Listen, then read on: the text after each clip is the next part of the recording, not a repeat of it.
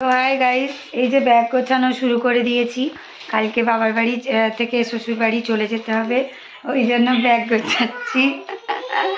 এই যে দুটো ব্যাগ পুরো রেডি করেছি, বেশি কিছু নিয়ে যাব না, একটা ব্যাগ রেখে যাব, কারণ আমার আসার আছে ওই জন্য। তো আর একটা ব্যাগ আমরা গোছাচ্ছি। তো গাইস দেখো, ব্যাগ গোছানো পুরোপুরি কমপ্লিট হয়ে গেছে। এই যে দুটো ব্যাগ নিয়েছি, পুরোপুরি মোটামুটি ব্যাগ গোছানো কমপ্লিট করে দিয়েছি। তো কালকে সকালেই বেরোবো, আর তোমাদের সঙ্গেও শেয়ার করব। কাল সকালে বেরোচ্ছি। তো চলো, আপাতত এখন থাক, পরে আবার দেখা হচ্ছে। তো গাইস, এই যে আমরা বেরিয়ে পড়েছি যাব বলে। সকাল সকাল উঠে আজকে রেডি হয়ে গেছি, কালকে তো ব্যাগ গোছানো রেডি ছিল। তো এই যে পাপা এসে এদিকে, আমি বসে রেডি হয়ে গেছি, গাড়ির অপেক্ষা করছি। গাড়ি এলে গাড়িতে উঠবো, তারপরে চলে যাব শ্বশুর বাড়ি। পাপা, এই যে বেটিও রেডি হয়ে গেছে, বেটু রেডি হয়ে বেরিয়েছে। তো চলো যাওয়া যাক, তোমাদের সঙ্গে গল্প করতে করতে যাব।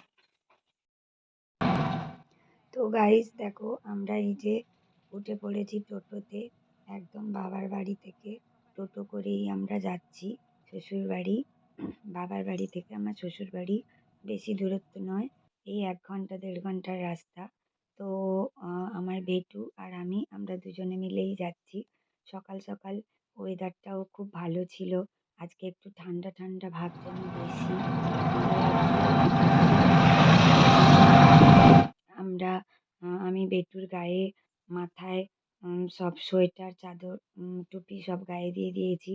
তো দেখো, আমি তোমাদের সঙ্গে রাস্তাটা একটু শেয়ার করলাম। আমার অ্যাকচুয়ালি খুব ভালো লাগলো রাস্তাটা।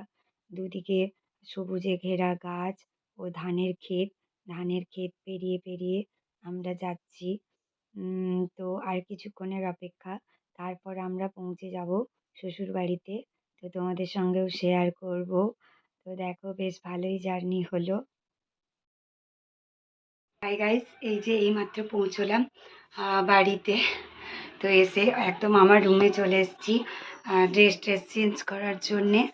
বেটু নিচে আছে, রাস্তাতে খুব জার্নি হয়েছে, এদিকে রাস্তা তো ভীষণ ভীষণ ভীষণ খারাপ। তো এই জন্য মানে অনেক কষ্ট করে আসতে হয়েছে। তো যাই হোক, আপাতত বাড়িতে এসে পৌঁছেছি। এখন একটু ঘর টরগুলো গোছগাছ করব। তো গোছগাছ করে ড্রেস চেঞ্জ করব, তারপর খাওয়া দাওয়া হবে, খাওয়া দাওয়া করব। তারপর দেখি, তারপর তোমাদের সঙ্গে আবার কথা বলবো। তো একটু একটু করে ক্লিপস আমি শেয়ার করছি। তো সারাদিন এবার শ্বশুরবাড়ির ব্লগ তোমরা দেখতে পাবে। এই যে আমার ড্রেসিং টেবিল, আয়না, মানে শ্বশুরবাড়িতে এলে আমার রুমটাই হলো আমার শান্তির জায়গা।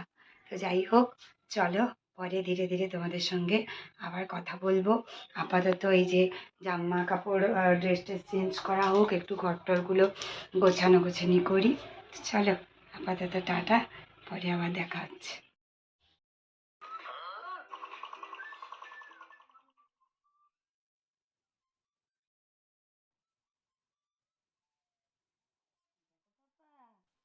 তো এরপর রান্না বান্না কমপ্লিট হয়ে ছেলেকে খাওয়াতে বসে পড়েছি। ছেলে খুব দুষ্টুমি করছিল, আর দুপুরও হয়ে গেছিল, 12টা বাজলে ছেলের খাবারের টাইম।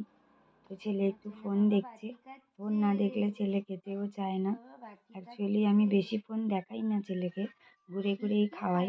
কিন্তু আজকে এত টায়ার্ড হয়ে গেছি যে আর মানে ওর পেছনে দৌড়ানো সম্ভব হচ্ছিল না। তো তার জন্যে ছেলেকে খাওয়াতে বসে পড়লাম, ফোন দেখেই ছেলেকে খাওয়ালাম। তো এরপর নিজেরাও খাওয়া দাওয়া করব, তারপর ঘুম দেব, আচ্ছা করে একটা ঘুম দেব। তারপর সন্ধেবেলা উঠলে আবার সন্ধেবেলার কাজকর্ম শুরু করব। তো ছেলে খাচ্ছে, বদমাইশি করছে, ঠিক ফোন দেখছে, ফোন দেখার একদম মাস্টার হয়ে গেছে। সবাই দেখলে হয়তো বলবে যে বাচ্চা ছেলেকে ফোন দেখানোটা ঠিক। তোমার কে চুল কে কেটে দিয়েছে সোনা বাবা? কে চুল কেটে দিয়েছে বলো? কে কেটে দিয়েছে চুল? পাপা। পাপা কত সুন্দর চুল কেটে দিয়েছে। তো খাওয়া দাওয়া আমাদের শেষ হয়ে গেছে। এই যে আজকে আমার বর এসছে, দেখো সবাই আমার বরকে। আমার ছেলেও এই যে শুয়ে পড়েছে। তো আমরা আজকে শ্বশুরবাড়িতে এসে কি কি রান্না বান্না হলো না হলো, তো সেগুলো তোমাদের সঙ্গে আর শেয়ার করতে পারিনি। যেহেতু শরীরটা ভালো ছিল না, ওই জন্য শেয়ার করা সম্ভব হয়নি। প্রচণ্ড গলা ব্যথা, কথা বলতে পারছি না, তোমরা বুঝতেই পারছো। তো কাল থেকে আবার ভালো ভালো ব্লগ দেবো। সারাদিন কী করছি না করছি, শ্বশুরবাড়িতে কী কী এনজয়মেন্ট হচ্ছে সেগুলো আমি তোমাদেরকে জানাবো। তো আমার বর এসে এই যে ফোনে ব্যস্ত, কাজের মানুষ, ওই জন্যে ব্যস্ত। এসে থেকে আমার সঙ্গে একটাও কথা বলেনি, ব্যস্ততার মধ্যে আছে তার জন্য। তো পরে কথা বলবে। তো যাই হোক, আমার ব্লগটি তোমাদের কেমন লাগলো সেটি তোমরা জানিও। আর অবশ্যই আমার পাশে থেকো। আমার তোমরা আমার পাশে থাকলেই আমি এগিয়ে যেতে পারবো। আর আমার চ্যানেলটিকে অবশ্যই সাবস্ক্রাইব করে দিও।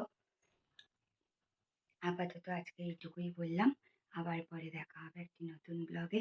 তো আজকের জন্য good night, bye bye, tata.